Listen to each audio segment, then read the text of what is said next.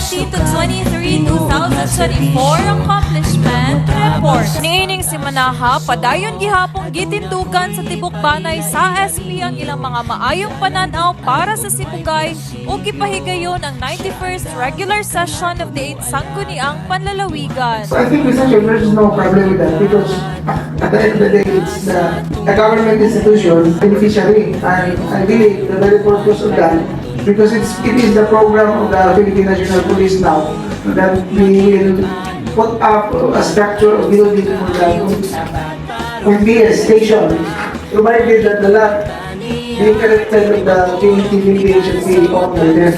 So I think it's just a proper and thinking to consider this as bad. Pagkahuman, victorious usab ang nahitabong provincial turnover of agricultural machinery under the RCAF Mechanization Program nga gipangunahan ni Governor Hofer.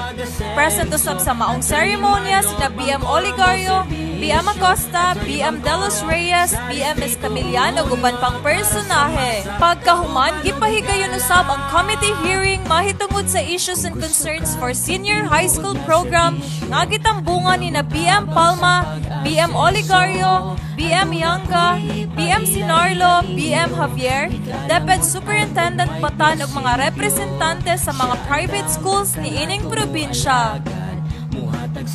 Niining si Manaha, padayon gihapon sa Attorney Marlo Bangcoro sa pagtanyag siyang programang Dear Attorney Marlo Bangcoro, diin ang nahimong ika-64 nga recipient mao ang batang si Ayesha Faith Escamillan from Lutiman, Alicia, Zamboanga, Sibugay. Tarong mag-usata, makigubanta niya at Attorney Bangcoro. To God be the glory.